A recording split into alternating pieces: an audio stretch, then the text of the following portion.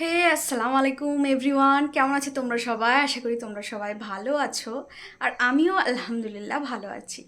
তো আজকে হচ্ছে 22 তারিখ, আর আজকে হলো 21টা রোজা। তো রমজানের এই 21তম দিনে আজকে সকাল সকাল আমি আমার ব্লগটা স্টার্ট করছি। এখন অলমোস্ট 8:30 বাজে, আর আমি রেডি হয়ে গেছি। আর রেডি হয়ে গেছি বলতে আজকে আমরা যাচ্ছি গ্রামের বাড়িতে। আমাদের যে গ্রামের বাড়ি আছে, তো সেখানে আজকে আমরা যাচ্ছি। যাওয়ার উদ্দেশ্য বলতে গেলে আজকে আমাদের গ্রামের বাড়িতে আছে ইফতার পার্টি। আর শুধু আমরা নিজেদের মধ্যে নয়, আমাদের যে গ্রামের বাড়ির যে পাড়াটা আছে, ওই এলাকাটা, ওখানকার সবাই মিলে আজকে ইফতার করব আমরা একসঙ্গে। মানে আমার পাপারা যে 6জন ভাই বোন আছে, তো আমরা সবাই মিলে ওখানে একটা ইফতার পার্টির আয়োজন করেছি।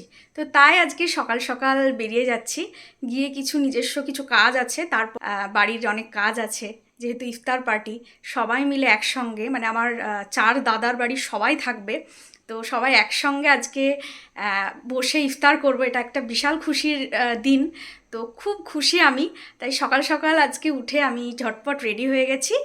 আর এই কিছুক্ষণের মধ্যে বেরিয়ে পড়ব মা আর আমি। কারণ বাড়িতে তো আর কেউ নেই, ভাই তো নেই, ভাই ভাইয়ের জায়গায় আছে। তো মা আর আমি বেরিয়ে পড়ব সকাল সকাল, কিছুক্ষণের মধ্যেই বেরোবো। তো চলো ব্লগটা কন্টিনিউ দেখো, আশা করি তোমাদের ভালো লাগবে।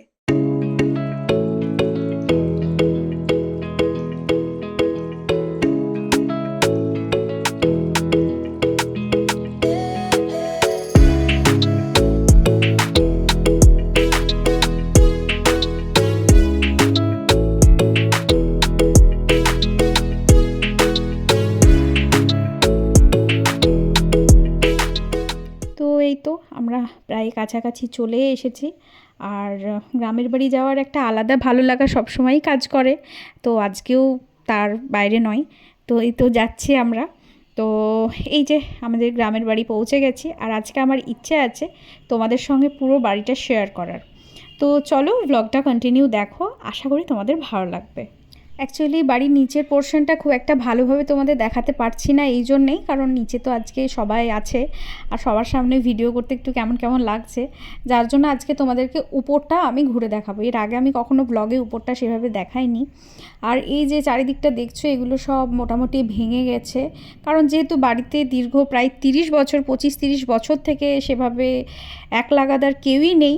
আর লাস্ট মনে হয় 20-22 বছর হয়ে গেছে যে বাড়িতে একেবারে টোটালি কেউ নেই, যার জন্য প্রায় বাড়িটা ভাঙতে বসেছে। অ্যাকচুয়ালি চর্চার অভাবে যেটা হয়, তবুও চেষ্টা করা হয়। বড় আব্বা প্রায় বছর অন্তর কালারিংটা করার চেষ্টা করে, বা যে সমস্ত টুকটাক কাজগুলো থাকে সেগুলো যথেষ্টভাবে বড় আব্বা মেনটেন করে। আর এই যে আমি উপরের দিকে যাচ্ছি, আর এখানকার সিঁড়িগুলো এত উঁচু উঁচু না, মানে আমার নিজেরই এত অসুবিধা হয়। খুব উঁচু উঁচু সিঁড়ি, অ্যাকচুয়ালি আগেকার সিঁড়ি যেহেতু। তো চলো উপরটা তোমাদের সঙ্গে শেয়ার করি, আশা করি তোমাদের ভালো লাগবে।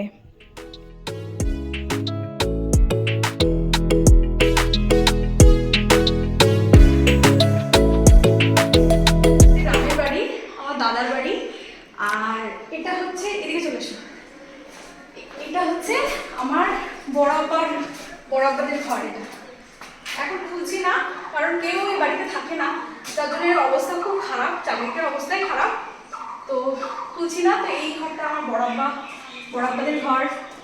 তারপর এদিকে হচ্ছে সিঁড়ি উপরে যাওয়ার জন্য, উপরে ছাদে যাওয়ার জন্য।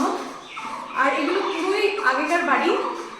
একবার উপরটা দেখিয়ে দাও। সব তীর বর্গার বাড়ি আছে, তীর বর্গা দিয়ে তৈরি করা। আর অনেক পুরনো বাড়ি, বাড়িতে কেউ বসবাস করে না, তার জন্য কিছু কিছু সমস্যা দেখা দিয়েছে, তার জন্য এগুলো দিয়ে একটু আর কি ঠিকঠাক রাখা হয়েছে কোনো রকম। আর এখান থেকে বাইরের ভিউটা ঠিক এরকম, এই যে বারান্দা। তারপর এখান থেকে আসলে এই যে ঘরটা দেখা যাচ্ছে, এটা হচ্ছে আমার ছোট আব্বার ঘর। এই বাড়ি, এই ঘরটা হচ্ছে আমার ছোট আব্বার ঘর। আর এই দিক দিয়ে মানে আমার আরো যে দাদাদের বাড়ি আছে, সেখানে কানেক্ট করার জন্য এখানে একটা দরজা আছে, যদিও এখন আর ওদিকে কোনো বাড়ি নেই। দেখা শেষ হয় এদিকে।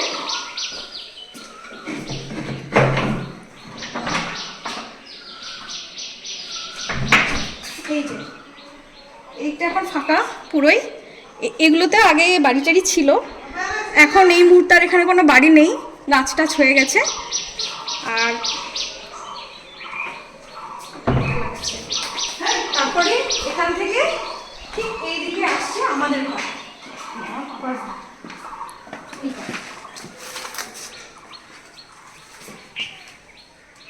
সেই ঘরটা ভেতরে যায়।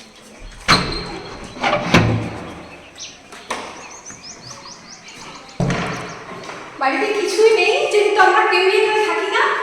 তবে হ্যাঁ, এখানেই আমার মানে ছোটবেলাটা 1 বছর মতো এখানে আমরা ছিলাম। তো হ্যাঁ, এটাই আমার বাবা মায়ের ঘর। এই ঘরটা বাবার ঘর ছিল। দেখিয়ে দাও,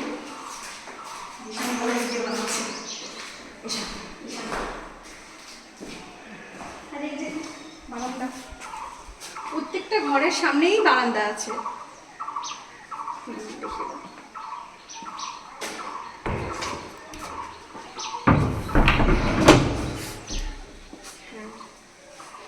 এদিকটা এসো। এই দিকটাতেই আমাদের রান্নাবান্না হতো। এই দিকটায় টোটালি 3টে রান্নাঘর ছিল। মাদের 3 জনের রান্না হতো, বড় মা, ছোটো মা আর আমাদের। এই দিকটা এখন এগুলো সবই ভেঙে গেছে।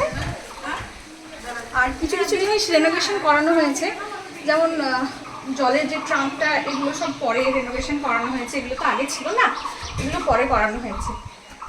তো এটাই হলো আমাদের গ্রামের বাড়ি।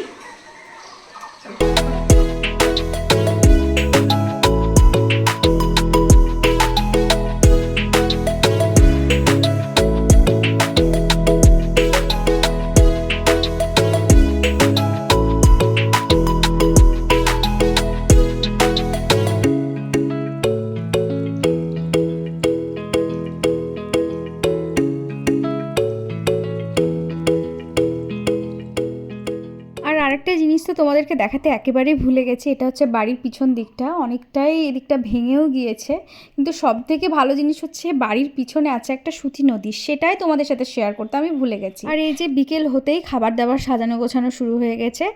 আমাদের বাড়িটাতে মেয়েদের খাওয়া দাওয়ার জায়গা করা হয়েছিল, ছেলেরা তো মসজিদেই খাবে, মানে আমাদের বাড়ির কাছাকাছি মসজিদ, বাড়ির মধ্যেই বলা যায়। তো ওখানে খাওয়া দাওয়ার ব্যবস্থা হয়েছিল। আর সব কিছু শেষে আর রাতের যেসব খাওয়া দাওয়া মানে ডিনারের ব্যবস্থাও ছিল, তো সেই সমস্ত ভিডিও ক্লিপ আর নিইনি, খুব ব্যস্ত ছিলাম, খাওয়া দাওয়া করাচ্ছিলাম, যার জন্য ওগুলো আর তোমাদের সঙ্গে শেয়ার করতে পারলাম না।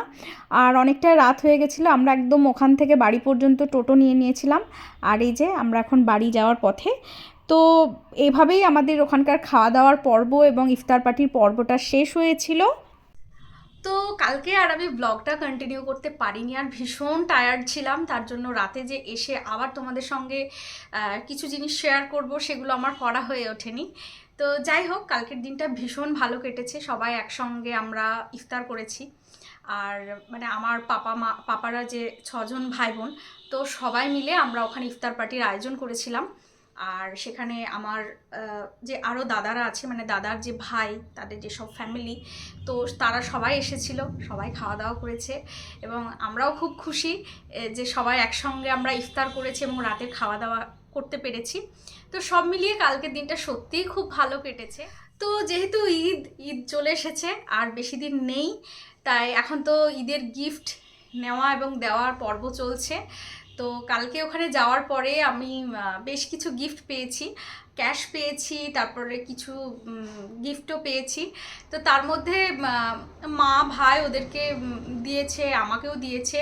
তো তার মধ্যে আমার পাওয়া গিফট বলতে, ক্যাশটা তো তোমাদের দেখাচ্ছি না, তো আমার ফুপু আমাকে একটা গিফট করেছে, সেটাই তোমাদের সঙ্গে শেয়ার করছি। সেটা হচ্ছে এটা। এটা কি অবশ্যই তোমাদেরকে আমি খুলে দেখাবো। এটা আমার বড় ফুপু আমাকে গিফট করেছে, এবং আমি সত্যি খুব খুশি যে আমাকে এটা দিয়েছে বলে আমি খুশি সেটা নয়, এটা আমার কাছে একটা স্মৃতি হয়ে থাকবে, এটা ভেবেই আমি বেশি খুশি। তো তোমাদের সঙ্গে সেটা আমি শেয়ার করব। তো চলো তোমাদের সঙ্গে জিনিসটা শেয়ার করি। এই যে এটা আমাকে গিফট করেছে আমার বড় ফুপু, আমার পাপার বড় বোন। তো আমার বড় ফুপুটা আমাকে গিফট করেছে, তো তোমাদেরকেও শেয়ার করি। এই যে এটা, এই যে এই গোল্ড ইয়াররিংটা আমার বড় ফুপু আমাকে গিফট করেছে। আমি ভীষণ খুশি। গোল্ডের ইয়াররিং দিয়েছে বলে খুশি না, এটা আমার কাছে একটা স্মৃতি, আমার বড় ফুপু আমাকে দিয়েছে। তো এই যে ডিজাইনটা ভীষণ সুন্দর আর আমার খুব পছন্দ হয়েছে। আমি এটা পরেও দেখেছি, আমার ভীষণ পছন্দ হয়েছে। আশা করি তোমাদেরও ভালো লাগবে। দেখো আরেকবার আমি ভালোভাবে দেখাচ্ছি, দাঁড়াও। এই যে খুব সুন্দর ডিজাইনটা, আমার তো খুব পছন্দ হয়েছে। এখানে আমি একটু ভুল করে ফেলেছিলাম। তখন যখন ফুপু আমাকে দিচ্ছিল তখন যদি একটা ভিডিও ক্লিপ নিয়ে থাকতাম তাহলে তোমাদের সঙ্গে শেয়ার করতে পারতাম। তো আমার সত্যিই গিফটটা ভীষণ পছন্দ হয়েছে। আমি তো মজা করে বললাম ফুপুকে যে এখন কি উপলক্ষে এই গিফটটা, তো মজা করে ফুপুও বলল যে ঈদের গিফট তোমার। তো যাই হোক, এটা আমার বিয়ে পারপাসে আমার ফুপু আমাকে গিফট করেছে, যখন হবে তখনকার জন্য। তো যাই হোক, আমার কাছে এটা ভীষণ মূল্যবান। আমার দাদি আমাকে দিয়ে গেছে, সেটাও আমি খুব যত্ন করে রেখেছি। আমার দাদি যেটা আমাকে দিয়ে গেছে, আবার এটাও তার মধ্যে একটা আমার কাছে অ্যাড হলো। তো থ্যাংক ইউ বড় ফুপু। যাই হোক, আমার গিফটটা তোমাদের সঙ্গে শেয়ার করার ছিল, যার জন্য আজকে আমি আবার তোমাদের সঙ্গে ব্লগে আসলাম। আর তোমাদেরও কেমন লেগেছে পারলে আমাকে কমেন্ট বক্সে জানিও। আর ব্লগটা লং করছি না, আর ব্লগটা টানছি না, এখানেই শেষ করছি। আমার ব্লগগুলি যদি তোমাদের ভালো লেগে থাকে তো প্লিজ আমার চ্যানেলটিকে সাবস্ক্রাইব করে দিও, আর আমার ব্লগগুলিতে লাইক, কমেন্ট এবং শেয়ার করে দিও। আবার নতুন কোনো ব্লগে নতুনভাবে তোমাদের সঙ্গে দেখা হবে। ততক্ষণের জন্য সবাই ভালো থেকো, সুস্থ থেকো, আর advance Eid Mubarak to all of you. Tata.